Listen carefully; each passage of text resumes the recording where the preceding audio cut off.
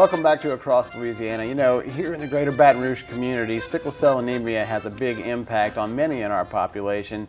And there's an organization that's putting on a great event to help fight that.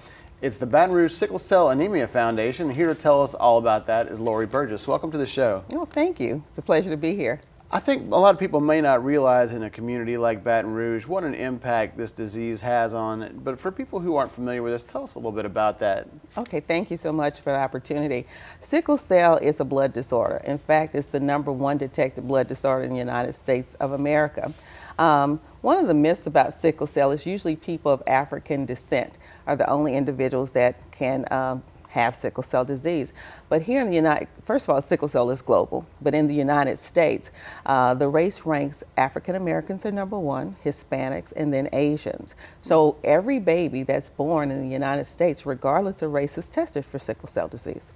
So the odds are good that somebody here in this community, you know, you either know somebody who's been affected by this or, you know, a friend, a family member, so really it touches all of us. Right, because in the state of Louisiana, there are about 3,000 individuals living with sickle cell. If you look regionally, we serve 11 parishes here in the state. Within our 11 parishes, we have identified over 700 people that live with sickle cell.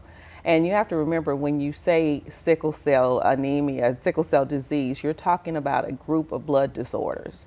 And so it's just different types. I like to use the comparison of grocery shopping. Which store do you go to? So it's SS, so, you know, or is it Walmart, or is it Albertsons, or Calandros, or Baton? You know, so it's different forms. So when you use the term sickle cell disease, it's a group of disorders. And unfortunately, each one of them, they have their own beast-like characteristics that are very devastating to individuals that live with the disease. You know, one of the really impressive things about the foundation is the many programs that you have that assist both people with it and those who have to deal with it, caretakers and such. Tell me a little bit about that. Yes, I'm proud to say that all the programs that we now offer free of charge, they've been developed and we've been given our guidance by our patient population. For example, we work with Baton Rouge Coca-Cola and other people who do Powerade drives for us.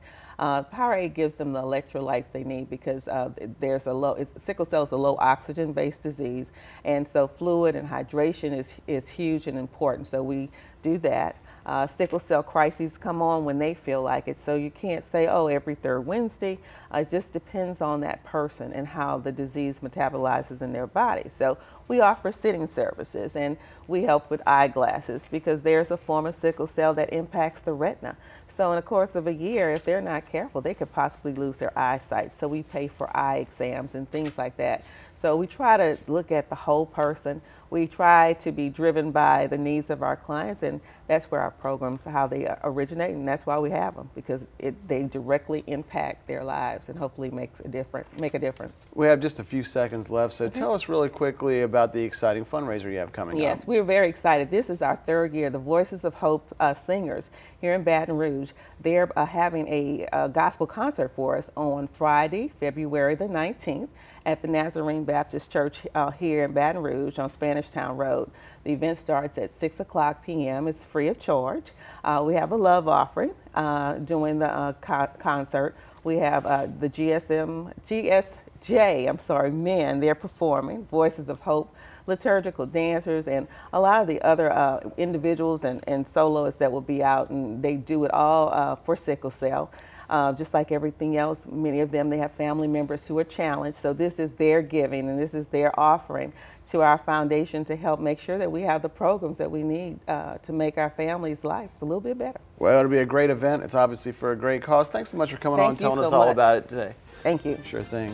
We'll be back to wrap it up next on this edition of Across Louisiana. Don't go anywhere, folks.